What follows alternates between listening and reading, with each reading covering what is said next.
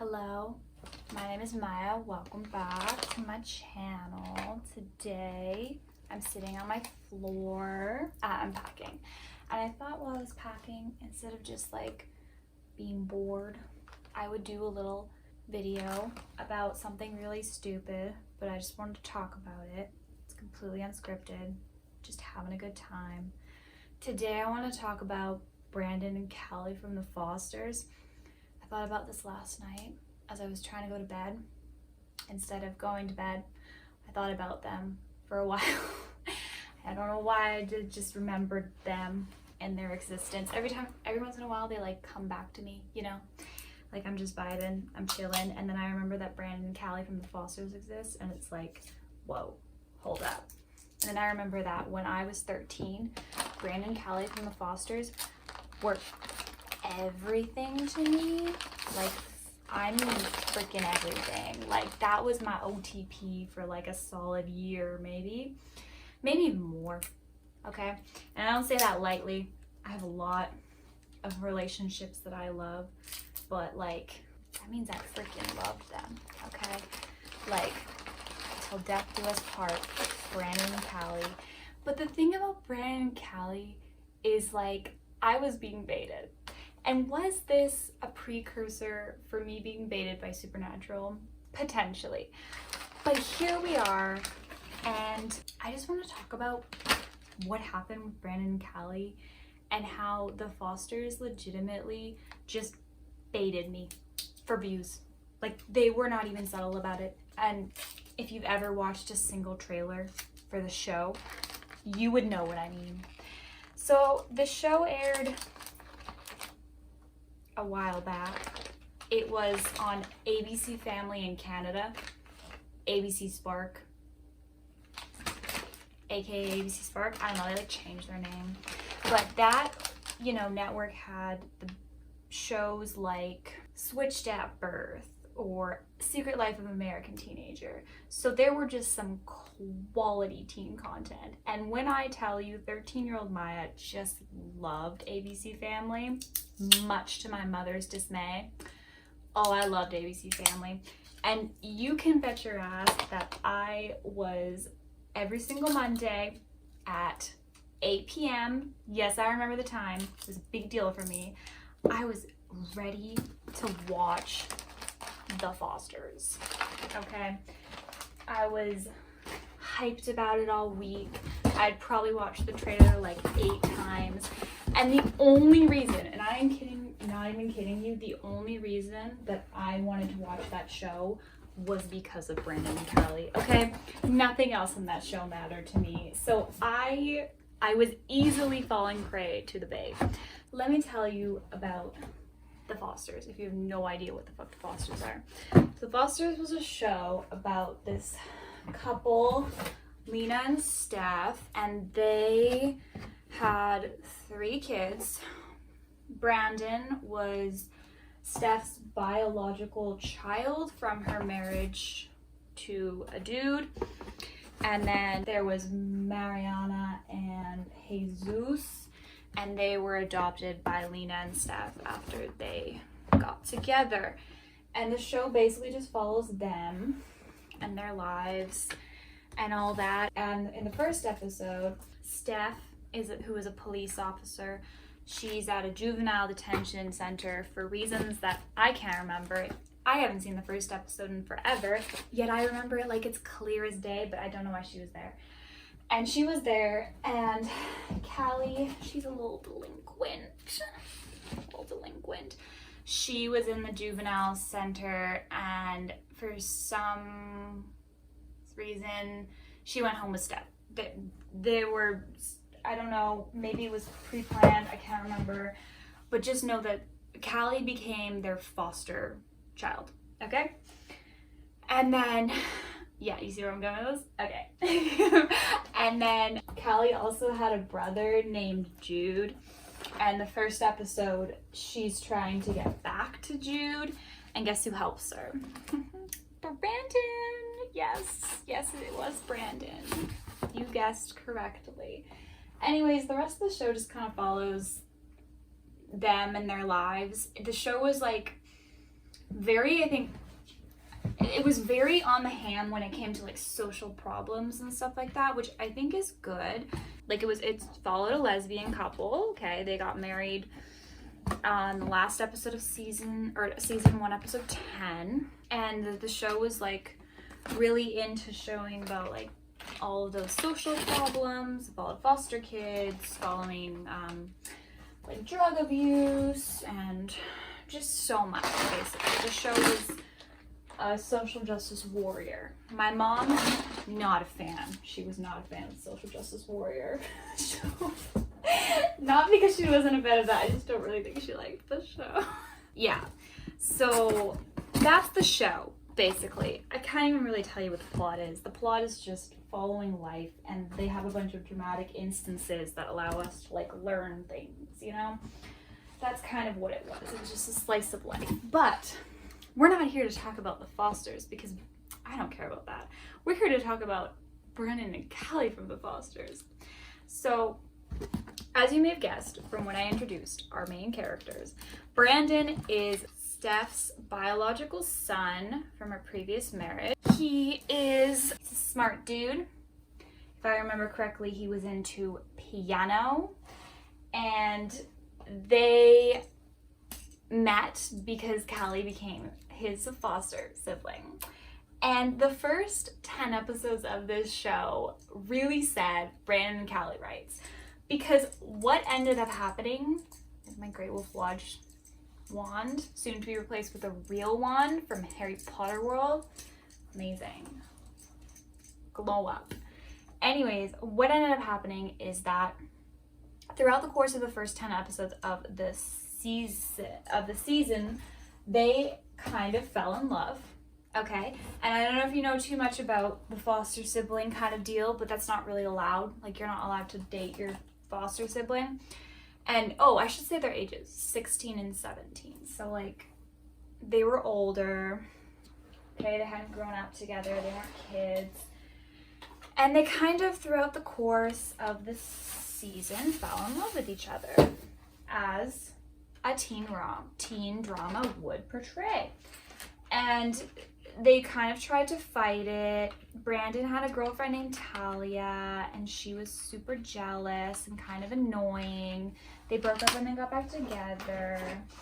And Callie dated this guy named Wyatt, and he was aight, I guess. I wasn't a huge fan of them because they were in the middle of my OTP.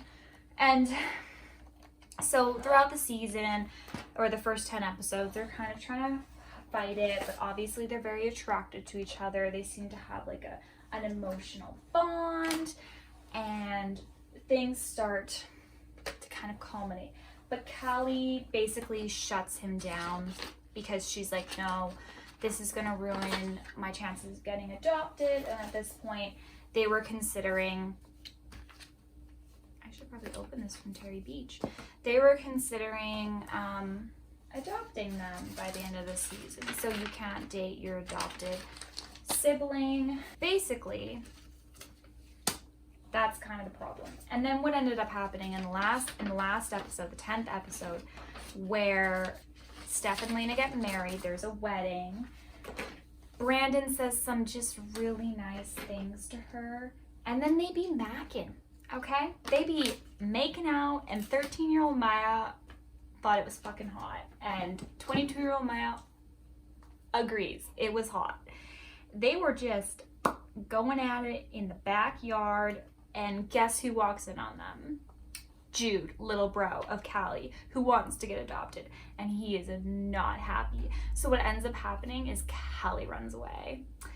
And then we get to the second half of the season 1 where Callie's on the run. And she ends up in a group home because I think she like stole a granola bar or something because she like didn't know what to do. And then Brandon admits to them kissing, and then they make it seem as though Brandon and Callie may forego the adoption to be together. And you may be like, isn't that a little bit irresponsible, these 16-year-old kids prioritizing their love for each other? And I would tell you, no, because 13-year-old Maya said Brandon and Callie rights and was really for this idea. So, you know, she was going to get emancipated, I think, or something like that, where she can live alone. And Brandon wrote a really cute song, okay, and played it on the floor of an apartment that she was going to live in, and it was adorable. And then someone died. I believe it was a grandmother. And this kind of put things in perspective, and they decided they were going to prioritize the adoption, and Callie was going to come back. This was in the first 5 episodes, so we're on episode 15.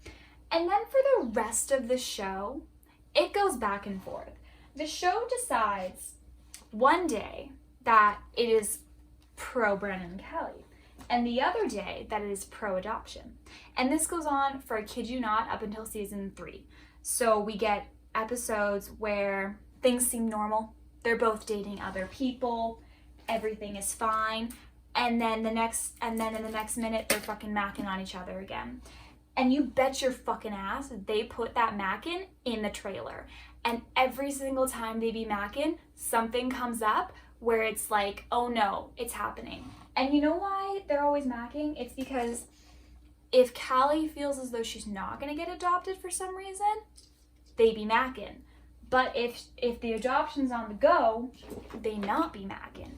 And I'm going to tell you, this is not, in my opinion, a good setup for an adoption. Because it's very clear that they just can't help it. Because at the drop of like a hat, if something seems to be amiss with the adoption process, they're fucking like making out, okay? And they're doing this. I know the Fosters are doing this for me. Not for me specifically, but to target people like me who are only here for Brandon and Callie, and knowing that the entire plot is like Callie getting adopted. Obviously, I need to be fed. I need to be baited to stay. So what happens is they continue on like this. And then we get to season 3. And here's what happens in season 3. They have sex, okay? And how old was I then? 15-year-old Maya was fucking loving it. She was living for it. They have sex at this music camp. Why are they at a music camp? Brandon's at a music camp. Don't question it. It happened. They have sex at a music camp. And you're like, okay.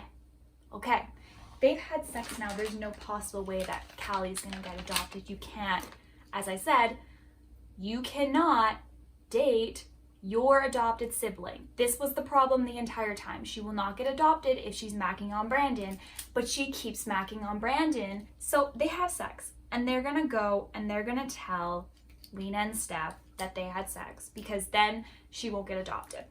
And at this point, adoption feels as though it's on the halt. And why is adoption on the halt? Because Brandon and Callie be macking. And they have this adoption interview coming up. Why do I remember this so clearly? I can't remember what I ate for dinner last week, but I remember this so clearly. It's been years. Anyways, point being, Callie and Brandon thought that they were going to get exposed for their relationship because they've had multiple secret relationships before the adoption. So they thought they were going to expose, and they were like, might as well have sex. And I was like, logical. I'm with you, ladies. Let's do this. And so they do. And then, plot twist of the goddamn century, there was no tattler. The tattler was not going to tattle. And so now Callie is going to get adopted, and we have to choose between Brandon and Callie being adopted by the Fosters. And the show chooses Callie being adopted by the Fosters. It makes sense, because at the end of the day, these 17-year-olds probably not going to stay together forever, okay? Maybe don't risk having a family over, like, a boy, I guess. And so you're like, yeah, okay. You know, you're probably like, oh my, you're probably fine with that. No, I was so angry. I understand the logic, but I have a few choice words to say. First of all, this is a big one. I would just like to point out that once again, Callie should have never gotten adopted because of her feelings towards Brandon. The entire place, the entire family knew that this was a thing. They knew that they were macking on each other secretly. Not to the extent, they didn't know the extent that they were, but they knew that that was a thing that happened at least once. She should have never been adopted under those circumstances, ever. I just don't think that that is something that legally should have happened. Okay, but putting aside the legal argument, because we know I wasn't upset for the legal reasons. God, no. My ship and heart. How dare they have the absolute audacity to spend 3 seasons baiting me between adoption and the ship, and then just throw the ship out the window. This cannot happen anymore. They cannot be together. Legally, I mean, it makes it spicier, but legally they cannot be together. And spoiler alert, I stopped watching not far after that. I actually didn't finish the show. I stopped watching in season 4 because I no longer had a reason to.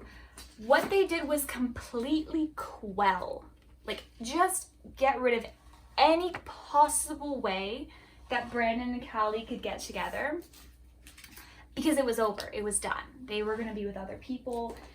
They couldn't legally be together. It was done, right? The ship was over. And the audacity, the absolute audacity to have them have sex and then just ruin it. Like, I literally, the bait and switch. I got gaslit. I'm apparently still angry about this because I just remembered that it existed. And you know, and then, okay, so I let it go. I moved on to bigger, better things. I moved on to be baited by other shows. Mainly The 100 was a big baiter for me for a while, which is maybe another show I'll talk about, the Lark. But the point being is I moved on, okay? I found other ships, I found other loves. And then the series finale, came around, and I was seeing some publicity for it. Why was I seeing some publicity for it? I'm only assuming because the Fosters knew that I would fall for it. Because once again, they baited me into thinking that Brandon and Callie would actually happen in the series finale. Because they made all of their trailers seem like that was going to happen, because Brandon was going to get married, and then Callie was going to stop it. And my Brandon and Callie heart reared up and was like, hi, whoa, are they actually going to do it? Are they going to do what they promised me years ago? Spoiler alert, they did not. They were trying to get ratings up for the spin-off. I was baited once more. This is what this show did. They fucking knew that half of their audience was only there for Brandon and Callie. So what they did is they made the trailers and they made it seem like Brandon and Callie would happen, even though it never would. This is straight baiting. It's not even queer baiting. It is straight baiting. I was being baited about a straight couple getting together for views. And they would put the kissing in the trailer so that you would make sure to tune in next week. Every single season finale would have something to do with Brandon and Callie, mid-season finale, so that they could get those views to get the renewal. It was placed very strategically. They made sure that they left hope open even after Callie got adopted. And I stopped watching. Every once in a while I would see some clips and stuff like that, and they were still trying to bait. And you're like, how the fuck were they baiting? They can't do it anymore.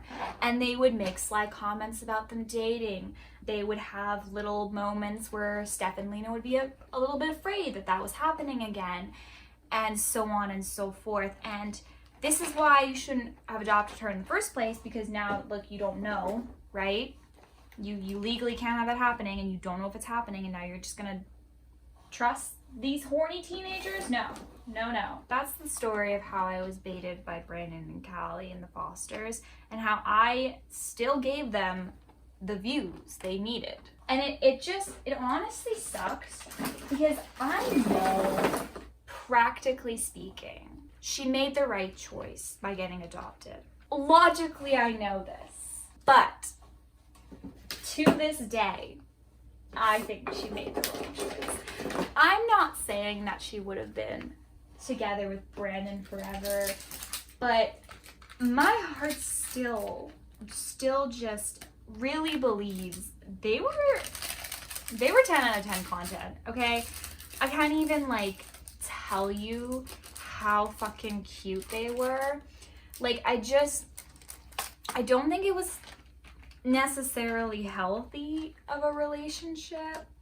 Okay, it wasn't healthy in the sense that, like, they technically shouldn't have been doing it, and there was a lot of like going back and forth. Like, it was very emotionally abusive for both of them to continue to try to do the relationship, because they would get somewhere and then completely have to do a 180. Like, they would make out and then something would happen and they'd have to stop, and it was just very emotionally taxing for both of them to continue to try to pursue this relationship when obviously everything was trying to keep them apart.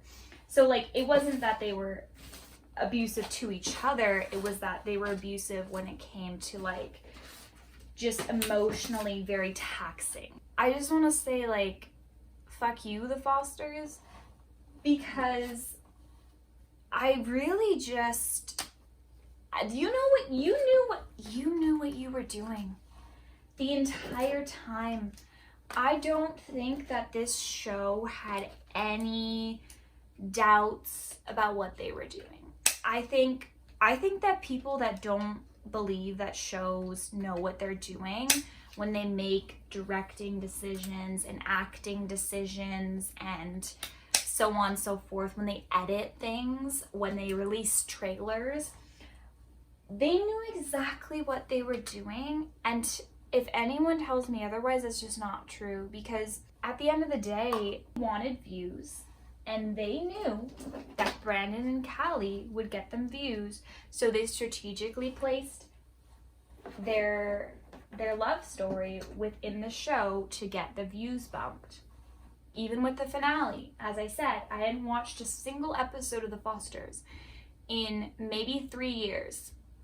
And then the finale came along and I saw the preview and I was suddenly watching The Fosters again. I watched it illegally because fuck them, but still, if I had ABC Spark, I probably would have just gone and watched it then. So the point I'm trying to make is there is no point. I just wanted to vent about how mean the Fosters were to me about shipping Brandon and Callie.